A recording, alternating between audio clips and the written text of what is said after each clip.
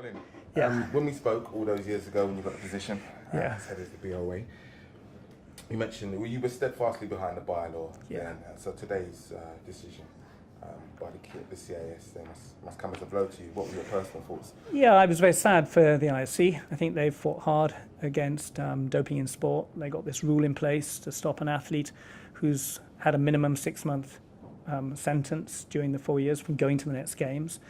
And I know Jack Rogge, as the president, has worked incessantly hard to try and eradicate doping from sport. He'll be disappointed. The IOC will be disappointed. And I share that disappointment with them. You made a clear distinction earlier between sanctions and eligibility.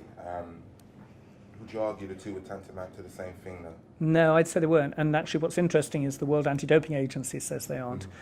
What we do is we select the team. So we have the job to manage, to lead, and to select the team. When you select a team, you set criteria. And those are eligibility criteria. And one of those criteria is that serious doping offences don't make you eligible for selection for the team.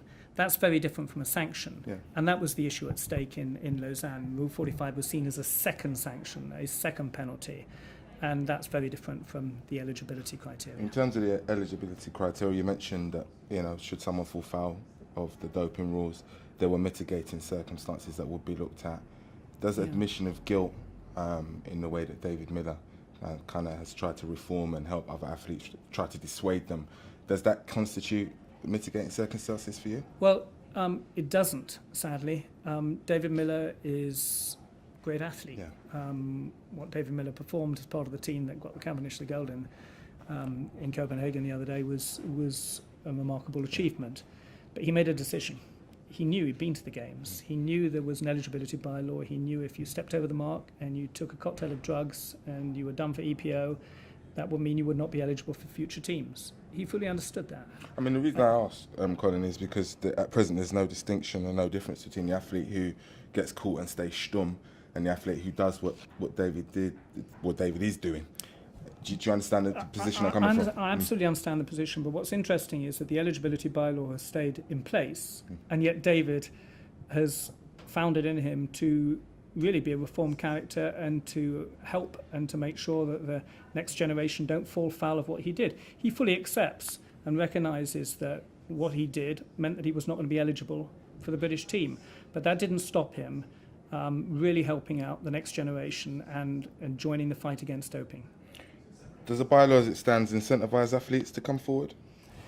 I think the bylaw as it stands brings home to all athletes of all ages that if you ever get into serious doping to enhance your performance and cheat other athletes of a place in the team, you will not be selected. So I think a lot of them think that is a deterrent.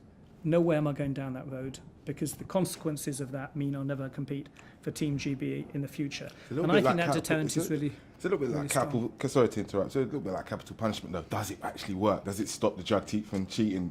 Well, you're not going to. I mean? Yeah, of course I do, and it's a legitimate question. But I think it is a deterrent, and I think that the fact that we have relatively few, thank heavens, individuals who do dope cheat their fellow teammates shows that the deterrent works by comparison to a number of other countries. My last question then is, you say that the BOA works closely with athletes to establish the position and strengthen your position. What other alternatives have been suggested by these athletes who are canvassed every Olympic Games, as was said earlier, in order to maybe move away from the bylaw and implement something that's not as draconian in some people's opinion? I know you love sport, and I know you'll be the first to say that I'm really pleased that since we first met when I became chairman of the BOA, we've now got an athletes commission in the BOA with some of the top athletes in the country who are involved in everyday activity, all our policy making and everyday activity. And they say we need to have good education programs on drugs. We need to make sure that young athletes know exactly the consequences of what happens. And they say that we need to have tough sanctions. And they say that we need an eligibility bylaw as well.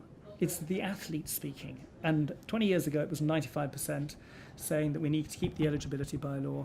20 years on, so next year is 20 years, we're 19 now, the same athletes, but a new generation of athletes as well, are joined together in making sure you've got tough eligibility. And we're seeing how those questions are worded to the athletes. I mean, because that's the yeah, only way no, we're we made gonna- that public. I mean, I'm very happy to leave that with you. Fantastic. But you know, it's basically, do you believe that the bylaw should be kept in place? And well over 90%, winter games as well as summer games, turn around and say yes, please.